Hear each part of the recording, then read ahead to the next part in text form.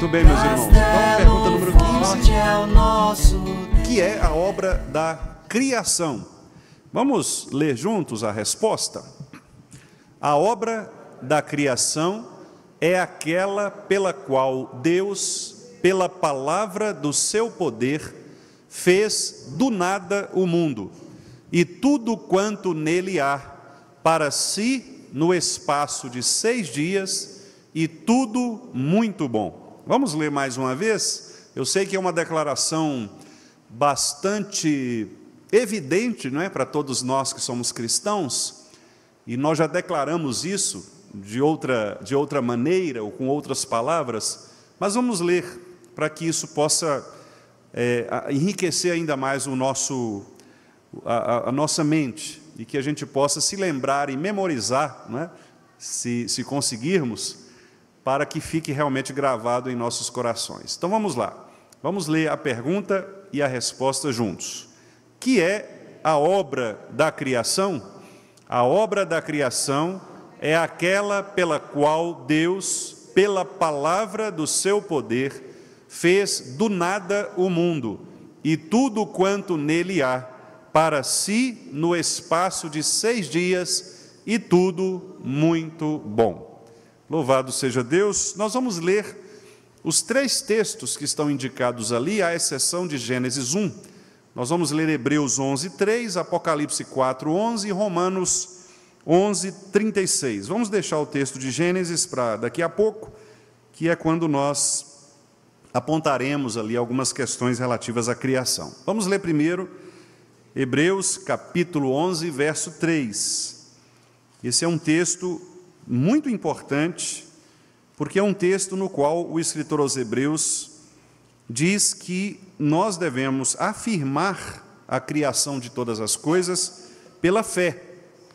E isso já nos dirá muito, não é? Porque hoje, especialmente hoje, nós somos bombardeados muitas vezes com as teorias científicas, nós somos tentados a duvidar aqui e ali do modo como Deus criou as coisas.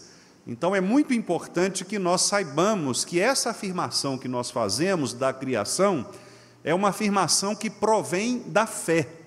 A fé verdadeira, a fé genuína, ela afirma que Deus criou todas as coisas. Ah, mas a ciência fala a respeito de milhões de anos, bilhões de anos, disso ou daquilo.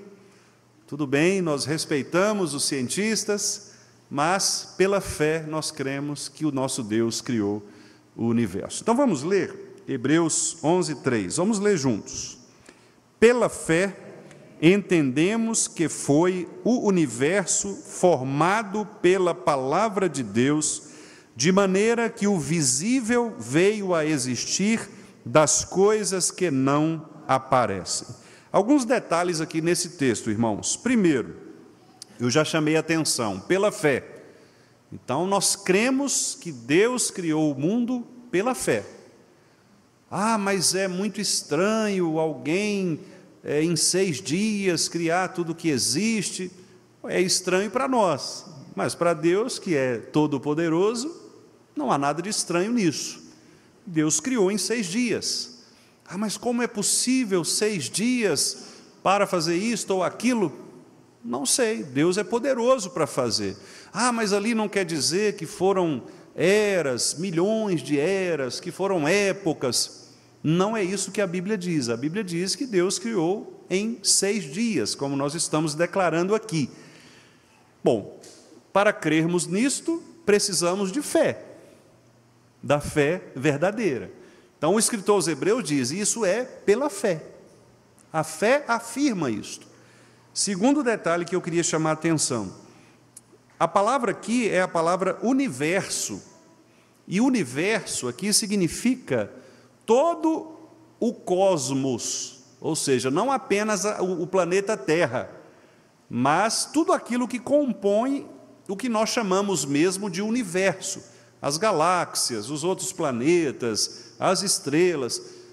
Agora, o conhecimento dos nossos irmãos do passado era um conhecimento limitado, eles não tinham o conhecimento que nós temos hoje. Por isso a Bíblia, por exemplo, ao falar sobre céus, ela se refere apenas universo, céus, às vezes ar, para se referir a todo o ambiente que não é o ambiente terrestre.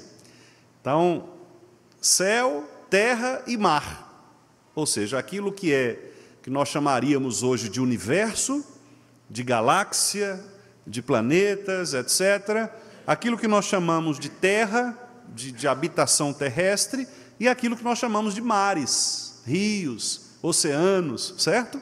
Então a Bíblia não tem não é um livro científico, por isso ela usa o termo universo para se referir a tudo aquilo que foi criado por Deus dentro de todo esse cosmos que nós conhecemos hoje e que a ciência nos ajuda, sim, a desmembrar, né, ou a reconhecer mais e melhor aspectos deste mundo criado. A outra palavra que é muito importante aqui é a palavra formado.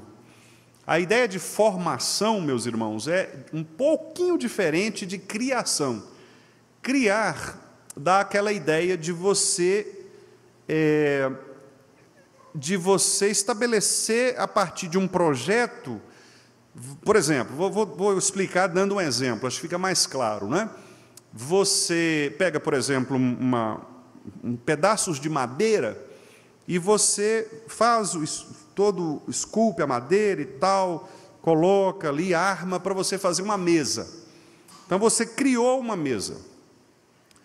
A ideia de formar, ela é um pouquinho mais sensível do que criar, porque a formação aponta para um detalhamento estético.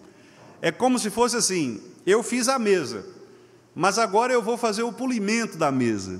Eu vou tirar as arestas, eu vou passar um verniz, eu vou deixá-la mais bonita, certo? A formação ela tem mais a ver com a estética, com a arte da coisa. Então a ideia do texto aqui é: Deus criou o universo de uma maneira que Ele formou o universo detalhadamente. Quer dizer, até a distância de estrela para estrela, o brilho de cada estrela, o que existe em cada planeta, como que os asteroides se movimentam, como que os cometas eles agem nessa imensidão, por que os mares estão onde estão, por que os rios correm da maneira que correm. Ou seja, há uma explicação artística bela nesta criação. Não é simplesmente um criador que chegou ali e num passe de mágica, ele fez existir as coisas. Não, Deus ele ordenou essas coisas. Ele cria, mas Ele dispõe essas coisas como um quebra-cabeças para funcionar, né, como uma engrenagem, para funcionar exatamente como as coisas têm de funcionar. Então é muito interessante, porque quando os cientistas, por exemplo, começam a descobrir, né, estas questões relacionadas à criação, cada dia mais eles ficam impressionados com a forma como a criação ela se manifesta, não é? Hoje, por exemplo, os neurocientistas têm estudado, né, a respeito do cérebro humano, e cada dia mais é uma descoberta assim, impressionante, não é? A descoberta, por exemplo, recente, de que os neurônios, antes se acreditava que os neurônios eles iam morrendo com o passar do tempo. Hoje se acredita, por meio de pesquisas, que os neurônios eles nascem de novo, eles se refazem, eles nascem. São novas células, até por volta dos 90 anos. Então pode ficar tranquilo que não tem aquele negócio de falar assim, tem neurônio para queimar, né? Então pode deixar que vai queimar esses aí e outros vão nascer, né? A neurociência já tem trabalhado com isso. A neurociência, por exemplo, tem descoberto que cada neurônio tem um fluxo ou uma energia elétrica, né, que é chamada de sinapse. Cada um desses contatos com outros neurônios, cada um pode chegar de 1.000 a 10.000 contatos para estabelecer o nosso conhecimento, as relações emotivas, intelectuais. Gente, é um negócio assim que nós não temos ideia. É um computador ambulante. que supera qualquer computador desse que já foi criado aí por essas grandes empresas. Quer dizer, nós estamos falando no século 21, 2023, 24, né? E quer dizer, e as descobertas estão aí para mostrar o quê? Que esse Deus que criou todas as coisas fez algo maravilhoso. Ele formou. Não é apenas um criar e deixar as coisas acontecerem. É um encaixe de coisas para que essas coisas façam a diferença na vida real das pessoas. Outra observação, como que Deus criou estas coisas? Como que Deus formou? Pela sua palavra. E qual é a palavra de Deus? Cristo. Cristo é a palavra de Deus, Cristo é o verbo. Então, Cristo foi quem criou estas coisas. Olha que coisa maravilhosa, que doutrina maravilhosa. Cristo é o Criador. João diz lá, né? João capítulo 1, ele estava no princípio com Deus e todas as coisas foram feitas por meio dele, por intermédio dele. Sem ele, nada do que foi feito se fez. Cristo estava criando. No princípio disse Deus, haja luz. Dizer é a palavra é Cristo. Cristo criou todas as coisas. E aí ele diz assim, né? De maneira que o visível veio a existir das coisas que não aparecem. Aqui tem um sentido muito interessante, irmãos, que é um sentido que nós poderíamos até dizer filosófico, né? Que é o seguinte, quando a gente fala alguma coisa, você dá vida àquilo que você falou. Por exemplo, eu estou aqui parado, normal, né? E aí alguém chega para mim e pergunta assim, pastor, o senhor está bem? E eu digo para a pessoa, não estou muito bem não. Ora, o que eu acabei de fazer quando eu verbalizo? Eu criei uma circunstância, uma situação, um estado de coisa. Por quê? Porque a partir daí, eu revelei, verbalizei, coloquei para fora aquilo que não era visto, mas agora passa a ser visto porque eu disse, certo? Aquela emoção que foi transformada agora num sentimento, em algo visível. A mesma coisa é Deus. Deus estava lá na sua eternidade, sem depender de nada, e Ele resolveu fazer com que as coisas se tornassem visíveis. O que é que Ele fez? Ele falou. Ao falar, Ele deu vida às coisas. Então, as coisas elas existiam em Deus, mas elas se tornaram conhecidas por meio da palavra, por meio da criação. Não é interessante isso? Ou seja, todas as coisas que nós temos hoje criadas já existiam em Deus, mas elas passaram a ser visíveis no ato da criação. Por exemplo, a verdade, ela existia em Deus, porque Deus é verdade. Mas quando Ele cria, Ele estabelece o padrão da verdade, o padrão visível. Tanto é que quando Adão cai, o que é que ele faz? Ele reconhece não existir ali verdade. Ele sabe que foi um engano da serpente e da mulher, certo? Por que ele sabe disso? Porque a criação, o ser de Deus, já refletia isso para ele.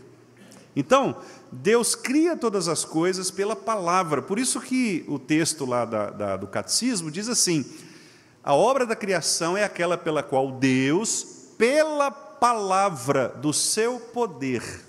Então, Deus falar, Deus revelar, Deus dizer, é Deus criar, correto? Quando Deus fala, acontece. Quando Deus fala, Deus cria. Quando Deus verbaliza, a coisa passa a existir. Aquilo que estava em Deus toma forma. Então, nós conhecemos as coisas criadas onde? Pela palavra. Porque é na palavra que nós conhecemos aquilo que estava em Deus. Correto? Veja a importância da palavra de Deus, porque é na palavra que nós conhecemos a mente de Deus. Nós conhecemos o que Deus quis revelar. Fora da palavra nós não temos como conhecer. Não temos como conhecer.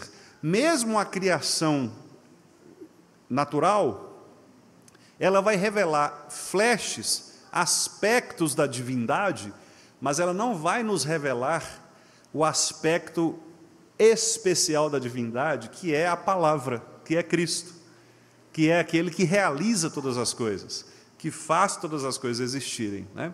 Então esse é um ponto importantíssimo aqui de Hebreus.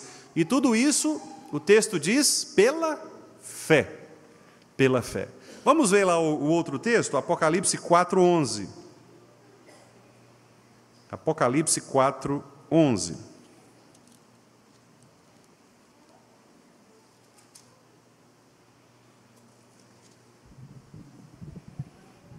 Vamos ler juntos também, meus irmãos. Tu és digno, Senhor e Deus nosso, de receber a glória, a honra e o poder, porque todas as coisas tu criaste. Sim, por causa da tua vontade, vieram a existir e foram criadas. Aqui eu já mencionei no outro momento, mas relembro os irmãos, não é? Quando a Bíblia fala a respeito da vontade de Deus, ela está falando exatamente sobre o decreto, sobre o conselho de Deus, que é o decreto de Deus. Aquilo que eu tenho dito aos irmãos, Deus não é como nós, que idealiza alguma coisa e essa coisa não acontece. Nós planejamos e muitas vezes não acontece o que nós planejamos. No caso de Deus, não. Aquilo que Deus planejou acontece. Porque o planejamento de Deus já é a vontade de Deus sendo executada. Então Deus não tem frustração, por exemplo, de elaborar um plano e no final das contas ter de mudar o plano, por exemplo, como nós fazemos com muita frequência. Não, Deus, a partir do momento que Ele elaborou o seu plano se cumpre, porque esta é a vontade de Deus. A vontade de Deus, portanto, é o seu decreto. E aí o texto está dizendo que nós devemos louvar a Deus, dar glória, dar honra e exaltar o seu poder, porque todas as coisas foram criadas por causa da sua vontade, ou seja, por causa do seu decreto. Deus disse e a coisa aconteceu. Haja luz e houve luz. Então, a palavra de Deus é sempre criadora, criativa e criadora. Criativa porque ela é esteticamente bela. Deus é criativo, aquilo que eu acabei de dizer aqui sobre o verbo formar. Certo? E os irmãos vão se lembrar muito bem que quando o texto de Gênesis fala sobre criar, a criação é aplicada para as coisas e para os demais seres, os animais. Mas quando fala do homem, qual verbo aparece? Formou. Percebem? Por quê? Porque a formação do homem é algo esteticamente diferente. Porque no homem está impregnada a imagem e a semelhança de Deus. Então, o artífice, que é o Criador, é aquele que executa de maneira intencional esta beleza da criação. Por isso, o texto aqui de Apocalipse, então, exalta esta vontade de Deus de ter feito as coisas conforme o seu decreto.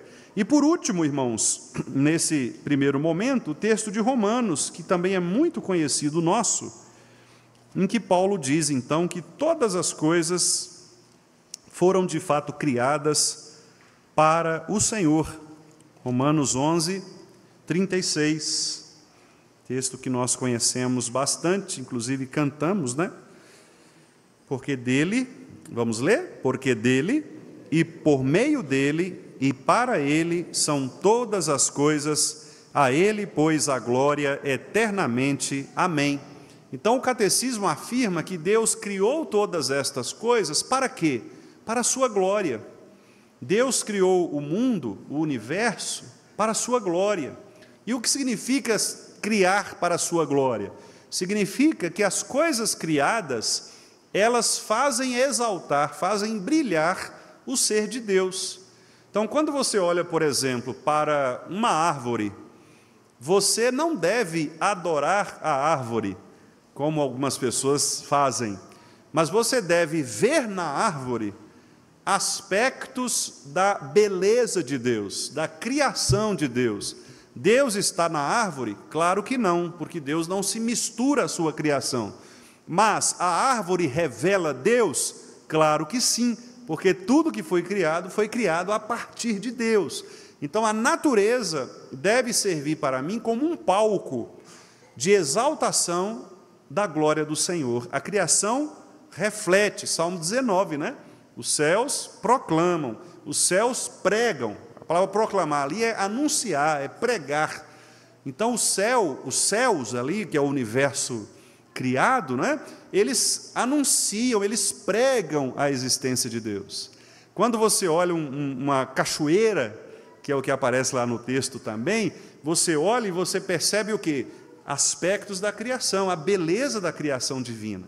Então, todas estas coisas criadas servem para exaltar o nome do Senhor, para dizer para os homens: existe um Deus, há um Deus que deve ser adorado.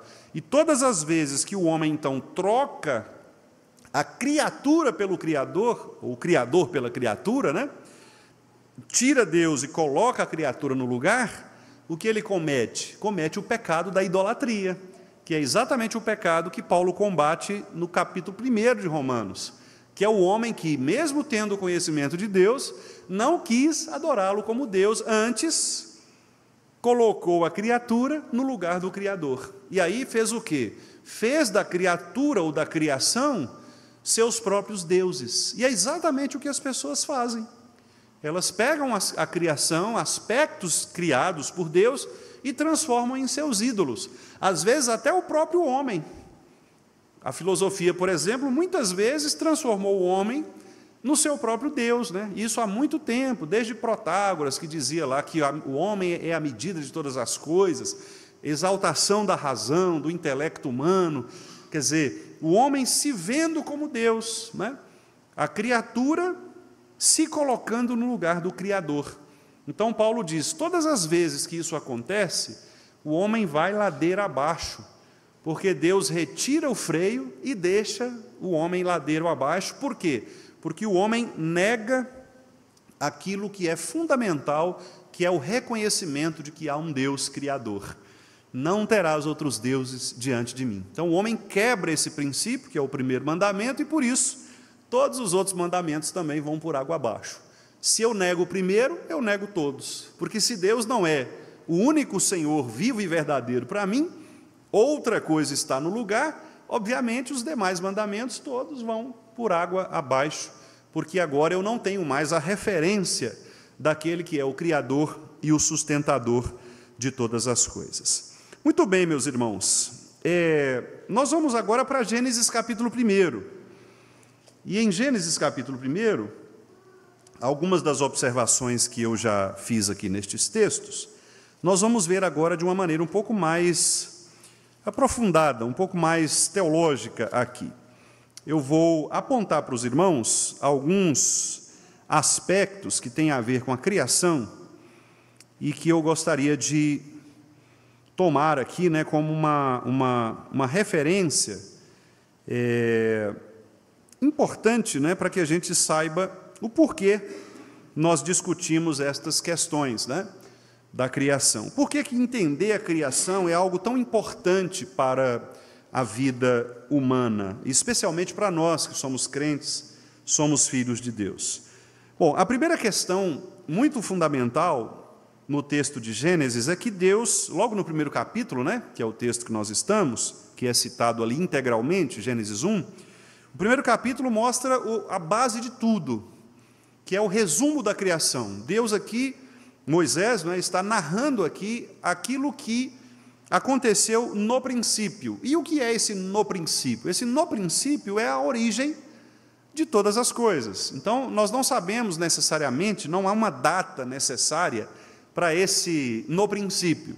No princípio aqui de Moisés quer se referir ao tempo em que Deus criou o mundo, em que Deus criou todas as coisas. Nós que somos criacionistas, temos algumas respostas possíveis para isso, para esse tempo. Os reformados, eles insistem no fato de uma teoria da origem, chamada, ela é conhecida no meio teológico, como teoria da terra jovem. O que é a teoria da terra jovem? Alguns até falam TJ, né? Eu não costumo muito usar TJ, porque lembra do Testemunho de Jeová, né?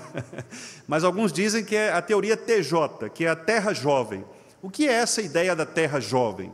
A ideia da terra jovem é que a terra ela é nova, ela é recente, ela é jovem mesmo. Teria no máximo 6.000 anos, certo?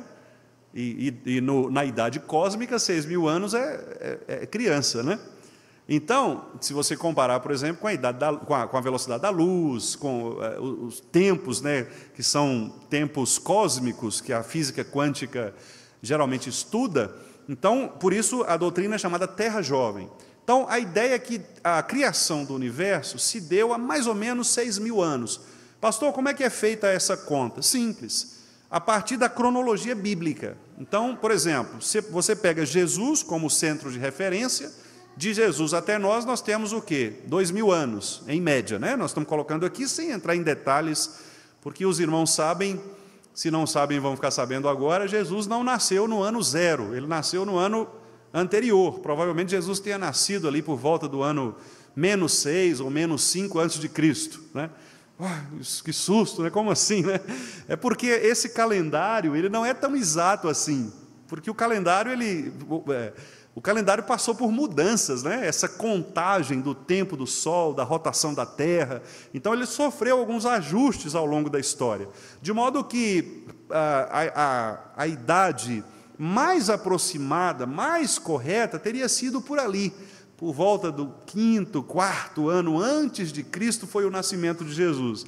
Então, por isso que a gente não tem essa cronologia exata, né? Nós sabemos, por exemplo, que Jesus não nasceu em dezembro.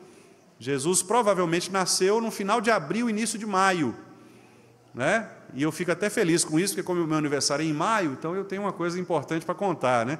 Jesus nasceu naquele período da primavera judaica, então ali seria final de abril, início de maio, provavelmente. Então, por que nós comemoramos o Natal em dezembro? Isso é um calendário religioso, que alguns até criticam, acham que os protestantes não deveriam seguir, porque tem uma referência a questões até pagãs, né?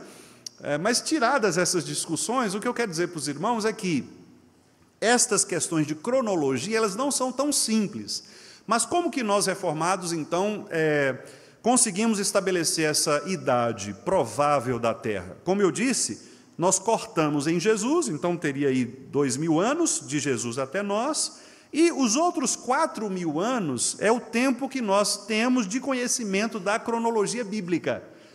Então, os estudiosos da cronologia bíblica, o que eles fizeram? Eles foram retrocedendo as gerações de pessoas, né, as famílias, etc., até chegar em Adão, né, passando ali, claro que esses tempos, por exemplo, especialmente o período de Gênesis, é um período difícil de ser contado, porque não há tanta referência cronológica pontual.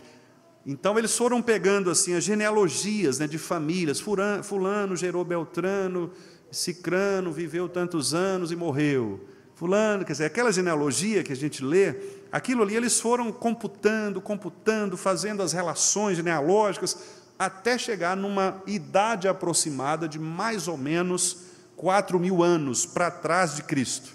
Então, nós estaríamos hoje aí nessa faixa de 6.000 e poucos anos, de Adão até nós, certo? É uma teoria, assim, 100% segura e que a gente... Não é. Não é exatamente por esse fato que eu disse aos irmãos.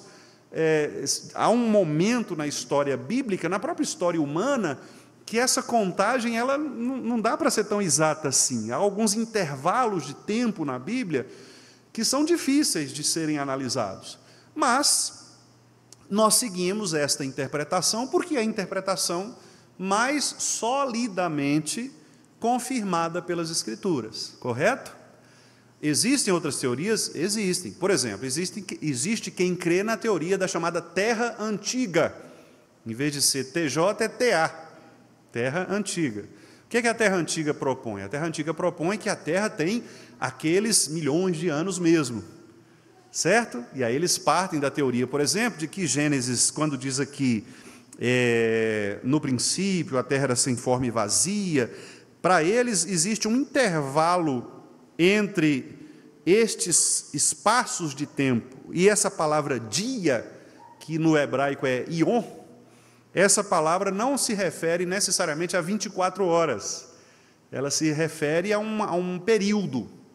Então, quando fala assim, por exemplo, haja luz e houve luz e tal, chamou Deus, aí fala assim, houve tarde e manhã o primeiro dia, para essa turma, aqui não está se referindo a 24 horas, um movimento da Terra, né? Que completa o dia, mas estaria se referindo a um período, a uma era. Então, existem teorias. Como eu disse, nós que somos reformados, né, e que insistimos na literalidade bíblica, nós, obviamente, afirmamos, junto com a confissão de fé, porque está escrito ali claramente, né, no espaço de 6 dias, nós afirmamos, então, a teoria da terra jovem, que é esta que eu acabei de dizer para os irmãos, de crer que nós temos, então, no máximo, aí, 6.000 e poucos anos, tá certo? Muito bem. Então, estudar a criação é significativo para nós, porque nos mostra este propósito da vida humana. Por que Deus nos criou? Por que Deus criou as coisas? É na criação, meus irmãos, que nós estabelecemos, por exemplo, o significado da vida humana. Quando você lê Gênesis 1, você não está ali apenas lendo uma sequência de ações de Deus. Você está lendo o propósito de Deus para a criação. Porque para cada coisa criada existe um propósito. Veja, por exemplo, aqui, o versículo 4, quando Deus cria luz, né? O versículo 4 diz, viu Deus que a luz era boa e fez separação entre luz e trevas. Veja que a criação ela não está desvinculada do propósito. Por que Deus criou? Para separar luz e trevas. E os irmãos sabem que durante toda a Bíblia, ao longo de toda a Bíblia, haverá mesmo separação entre luz e trevas. O que o apóstolo Paulo diz? Não dá para as duas coisas conviverem juntas. Não é? Não dá para que luz e trevas se combinem, porque são coisas distintas. Então, há coisas que pertencem às trevas, há coisas que pertencem à luz. Então, veja que a criação ela não é simplesmente um ato de Deus estabelecer, mas é o ato de Deus dar propósito, dar significado. Ou seja, existe um propósito para a escuridão. Por que a escuridão existe? Bom, há um propósito. Por que a luz existe? Há um propósito, há um significado. A criação ela não está, portanto, isenta de significado. Não há acaso na criação, não é? Até o apêndice foi criado para alguma coisa. As pessoas costumam dizer, né? Mas apêndice não serve para nada. Ué, não serve, talvez não saiba ainda, mas que serve, serve. Nem que for para doer. Quando ele inflama, para você ter que operar, mas serve para alguma coisa, não é? Porque a criação ela não está isenta de significado. E quem é que dá significado à criação? Somos nós? É a cultura? Não, é Deus. Veja como isso é marcante. Isso é muito marcante. Sabe por quê? Porque, por exemplo, quando nós hoje, no mundo pós-moderno, discutimos questões ligadas ao ser humano, por exemplo, as pessoas querem definir gênero, não é assim? Então, eu quero dar significado à minha vida. Tudo bem, eu nasci com uma aparência masculina, mas eu quero dar um outro significado à minha vida. Eu quero ser uma outra coisa, certo? Que não é homem como a sociedade estabelece. Então, aí eu atribuo o significado a mim mesmo. ou a sociedade atribui significado. Mas o que a Bíblia está dizendo? Que o significado não sou eu quem atribuo, não é a sociedade quem atribui, é o próprio Deus, é o Criador que atribui. Então, quem chamou homem, homem, não foi a sociedade machista, foi Deus. Quem chamou mulher de mulher, foi Deus, certo? É Deus quem estabelece a criação, é Deus quem estabelece o significado. Se Ele disse que é para ser assim, é porque tem que ser assim. Não somos nós que devemos mudar a estrutura das coisas. Por exemplo, aqui Deus disse claramente o seguinte, no verso 10, Ele chamou a parte seca terra, e as águas Ele chamou mares. Ok, e no verso 11 e 12, Ele estabelece o que vai acontecer. Ele fala assim, olha, nessa terra que eu criei, a terra vai produzir relva, ervas que vão dar semente, árvores frutíferas que vão dar fruto segundo a sua espécie. No versículo 12, a terra, pois, produziu e fez aquilo que Deus havia ordenado. Lá nos versículos 14 em diante, ele fala sobre os luzeiros, para fazer separação. Então, o sol, a lua, o versículo 16, os dois grandes luzeiros, o maior que é o sol para governar o dia, o menor que é a lua para governar a noite, e fez também as estrelas. E colocou essas estrelas no firmamento, para que elas pudessem iluminar a terra. Veja que para cada coisa criada há um propósito. Versículo 20 diz o seguinte: Deus ordenou que as águas fossem povoadas de enxames de seres viventes. No versículo 21, Deus criou os grandes animais marinhos e todos os seres viventes que rastejam. Meus irmãos, veja como é interessante isso, porque ninguém em sã consciência vai pegar um cachorro, o seu cachorro de estimação, que é um ser terrestre, e jogá-lo no mar, pensando que ele vai agora sobreviver, mergulhar no mar, sobreviver do mar, junto com os tubarões, com os golfinhos, com as arraias. Por que ele não vai fazer isso? Ora, ele não foi criado para isso, certo? Ninguém vai criar um tubarão, uma baleia, em terra seca. Não adianta.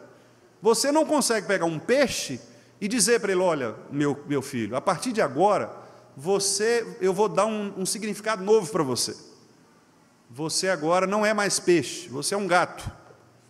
E eu vou colocar aqui você em casa, você vai miar, você vai pular de um sofá para o outro. Tá certo? Isso nunca vai acontecer. Por quê? Porque Deus estabeleceu as estruturas na criação. Deus disse, isto vai funcionar para isso. Certo? E assim também é o homem. Deus criou o homem para funcionar como homem. O homem não pode querer ser porco, ser abelha, elefante. O homem é homem. Né? Já dizia o filósofo Falcão, né? O homem é homem, mulher é mulher, fulano é fulano, né? Não tem como ser outra coisa, certo? Não tem como ser outra coisa. Por quê? Deus criou cada coisa para a sua devida significação, para o seu devido propósito.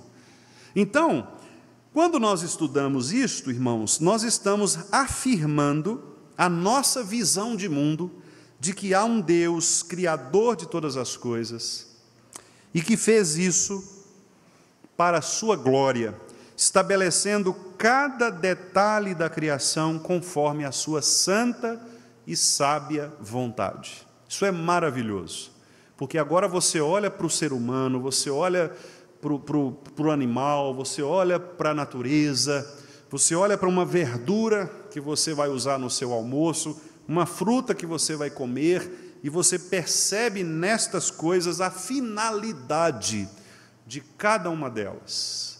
Você faz um churrasco, certo?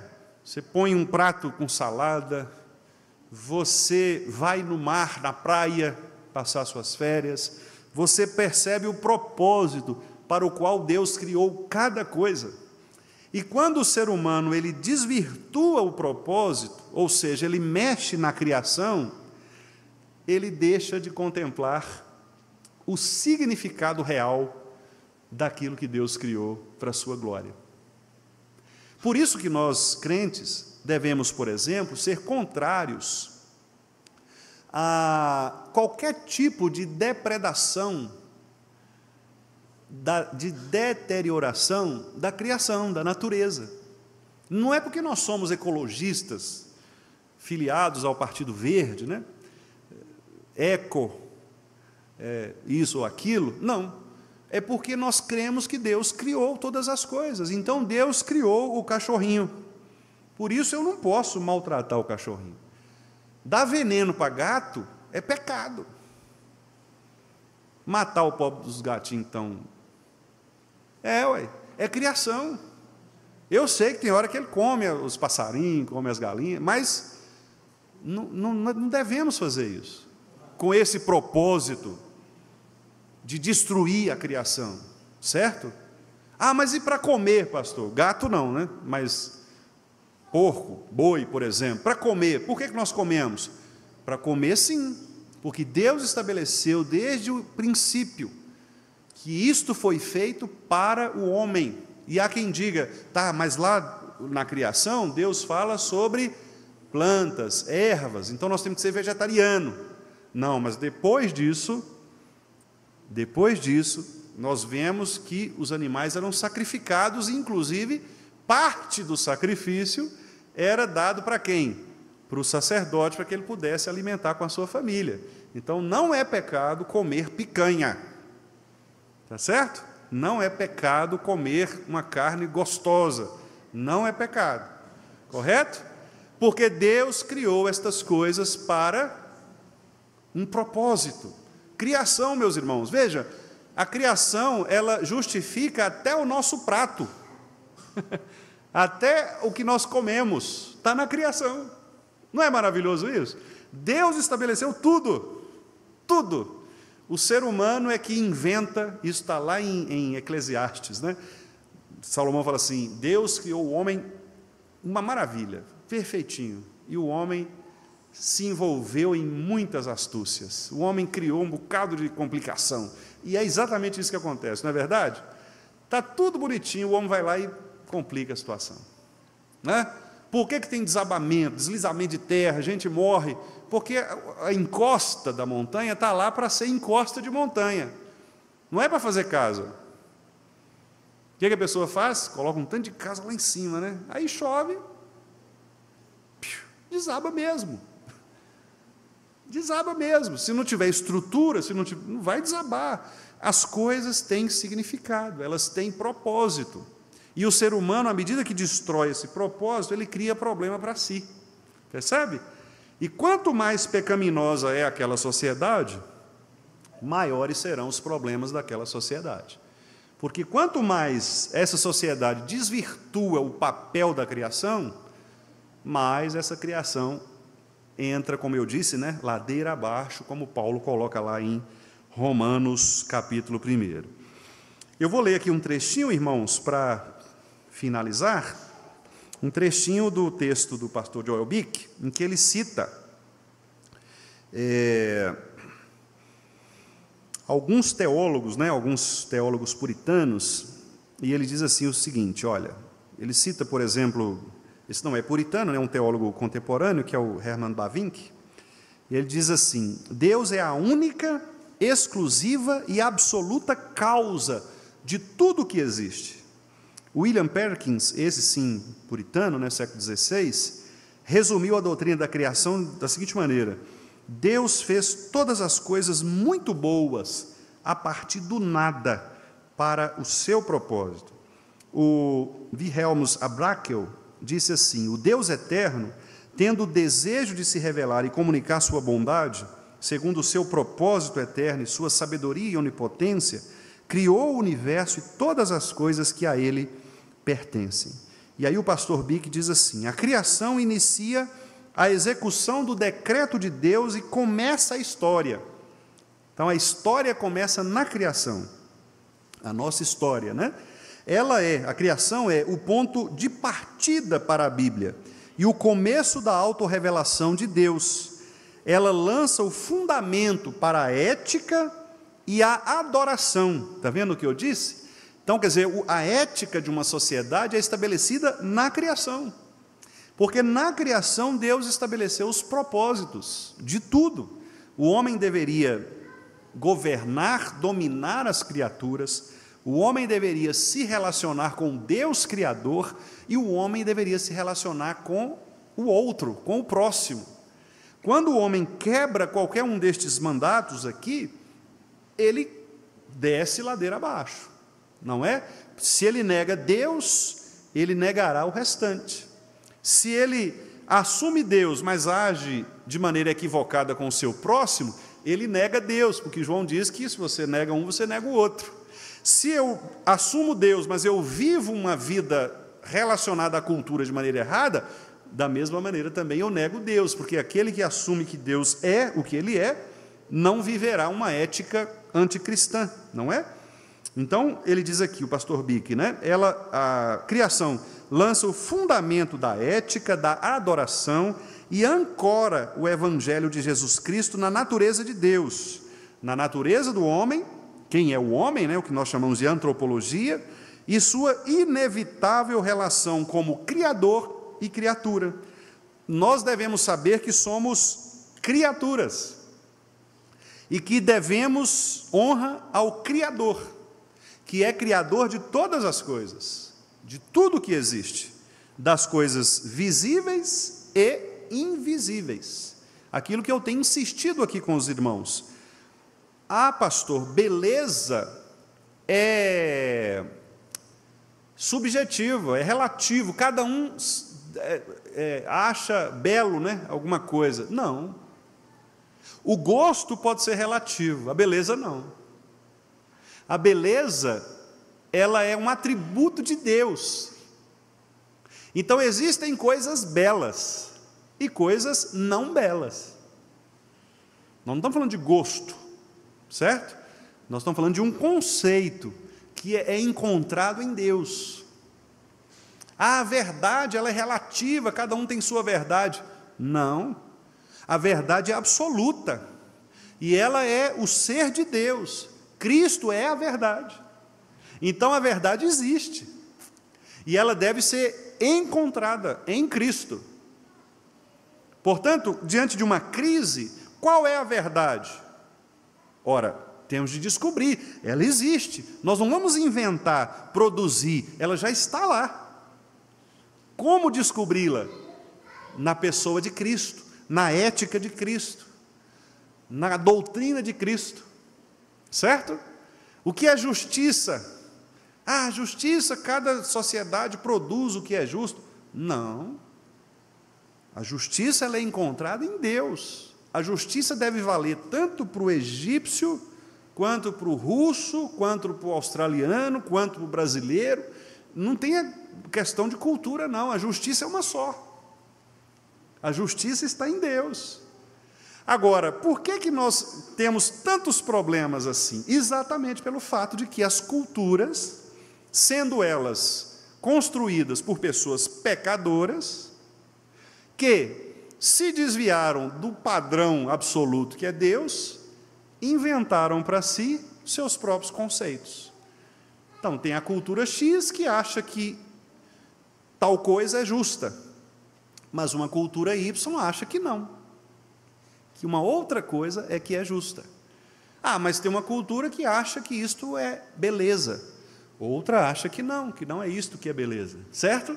Então nós vivemos neste relativismo cultural, em que as culturas dizem o que é bom, o que não é bom, o que é bonito, o que não é bonito, o que é verdadeiro, o que não é verdadeiro, o que é justo, o que não é justo, mas elas não buscam o princípio absoluto que está em Deus.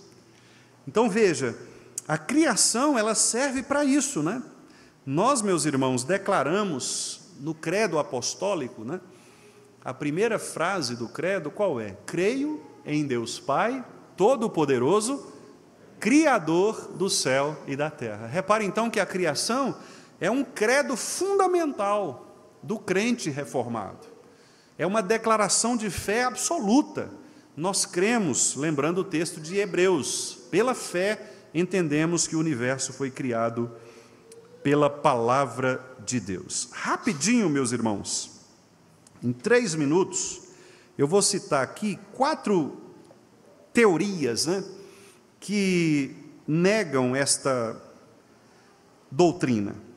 A primeira teoria é o chamado, eu vou seguir aqui, como os irmãos já sabem, estou seguindo aqui a estrutura do pastor Joel Bick, no 2º volume da sua teologia, que ele trata a respeito do homem. E aí ele começa a sua teologia falando sobre a criação do mundo.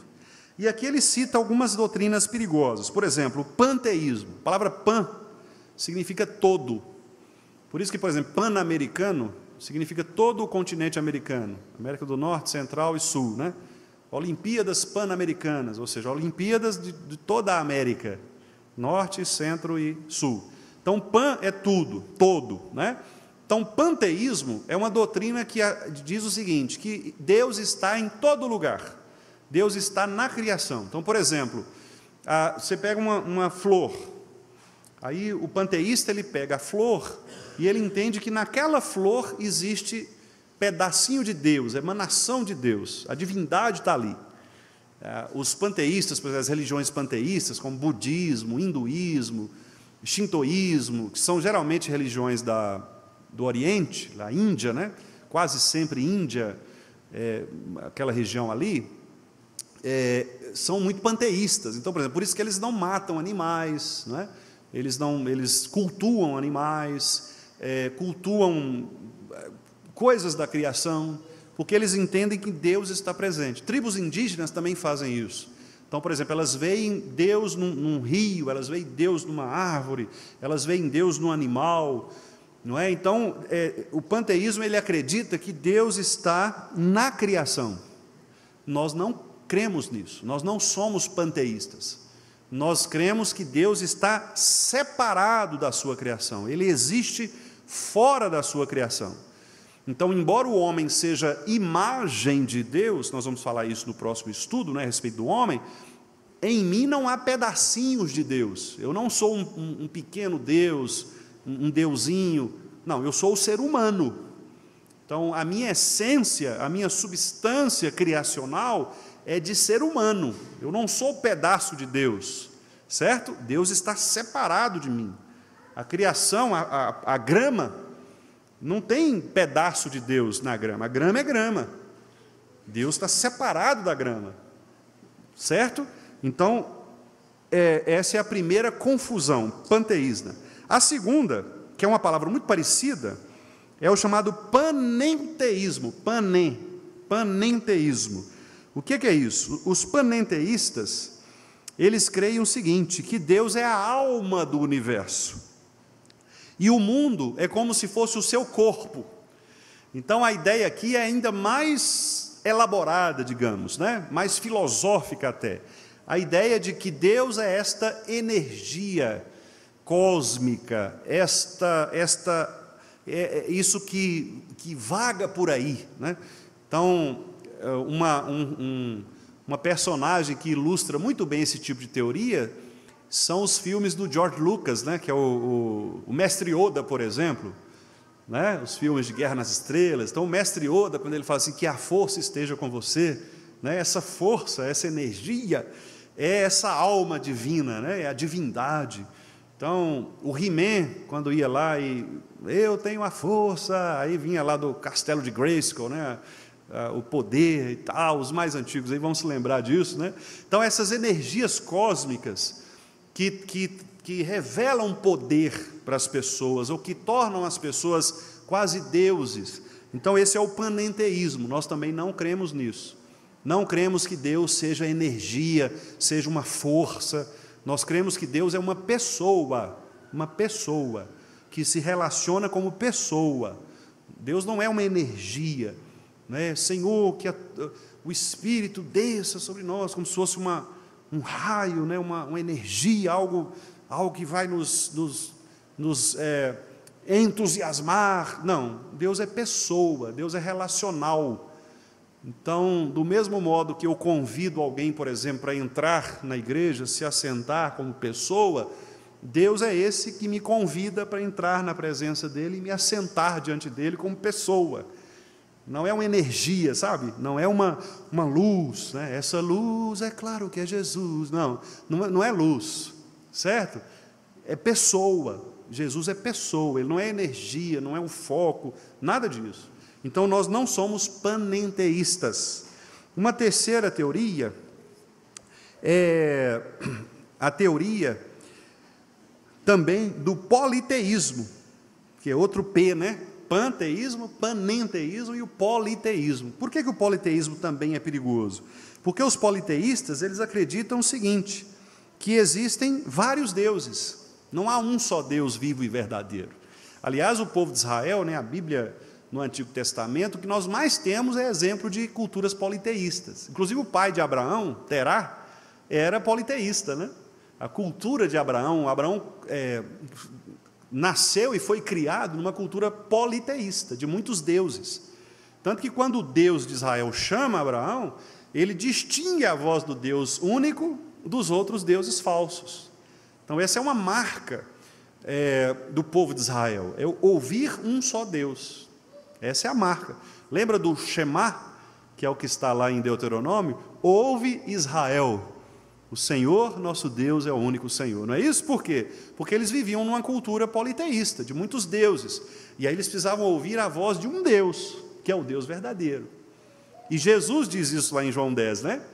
Que as minhas ovelhas ouvem a minha voz, porque é só uma. Não existem vários Jesus. Todos os caminhos levam a Deus. Mentira. Só um caminho leva, que é Jesus. Por que esse caminho leva? Porque só essa voz é verdadeira. Não é? Não são todas as vozes. Se você está num lugar como este aqui, por exemplo, e você tem convívio com as pessoas, se nós fecharmos os nossos olhos e alguém aí de surpresa falar alguma coisa, eu tenho quase certeza que nós vamos acertar. Irmãos, quem falou isso? Acho que foi o Alonso. Por quê? Pela voz. A voz de Alonso não é a voz de Ronaldo, que não é a voz do seu Edson, certo? São vozes. Então Jesus é assim, é uma única voz. O politeísmo não, são vozes. Então nós não somos panteístas, ou seja, Deus não se mistura com a sua criação. Não somos panenteístas, Deus não é energia, não é alma, não é força, Deus é pessoa. Não somos politeístas, ou seja, crer que há vários deuses ou tipos de deuses, nós cremos em um só Deus. E, em último lugar, nós não somos também, aí é o único que não é P, nós não somos materialistas. E eu achei muito interessante o pastor Joelbi colocar aqui. Ele coloca que a quarta categoria não bíblica é exatamente o materialismo. Por quê? Porque o materialismo ele se tornou muito forte na nossa época, na modernidade para cá. E o materialismo afirma o quê? Afirma que Deus não criou todas as coisas, que o que existe, na verdade, é uma evolução de espécies. E aí nós temos o Charles Darwin, né, que é o maior exemplo disso, que foi quem começou a produzir esse tipo de teoria. Nós somos fruto do acaso, fruto de uma geração de vida. Nós não fomos criados por um ser externo, inteligente, poderoso, que deu forma. Nós existimos pelo acaso, e nós só sobrevivemos hoje porque nós somos mais fortes do que as outras espécies. Porque, por exemplo, se o macaco começar a ter uma inteligência maior do que a nossa, nós vamos virar o planeta dos macacos. Aí o César vai vir, vai tomar conta da gente, vai quebrar todo mundo, certo? Se o macaco ficar mais forte que o homem, o macaco domina. Essa é a teoria da evolução. Nós não cremos assim. Nós cremos que Deus, na criação, estabeleceu que o homem é superior à criação e que o homem deve dominar o ser mais poderoso que existir, que não seja homem. E é exatamente isso que nós vemos, não é verdade? É exatamente isso que nós vemos. Apesar de toda grandiosidade de um leão, de um urso polar, de um tubarão, os homens conseguem dominar esses seres. Podem até ser agredidos por eles, mas o homem tem mecanismos, tem ferramentas, tem inteligência, tem estratégia. De onde vem isso? da criação. Deus disse: você vai dominar. Então, meus irmãos, veja como que esta doutrina engrandece a nossa relação com Deus, não é verdade? Porque mostra que o nosso Deus criou todas as coisas, o nosso Deus deu propósito a todas as coisas, significado a todas as coisas, e quanto mais nós nos adequarmos a estes significados e propósitos, mais nós saberemos quem é o nosso Deus, mais nós o adoraremos como Criador e Senhor de todas as coisas. Que Deus nos abençoe, não é? E que nos faça glorificá-lo, como está ali na resposta. Ele criou para si, e que nós aprendamos, portanto, a glorificá-lo como este Senhor que é Criador de tudo. Amém, irmãos? Alguma pergunta, irmãos? Comentário?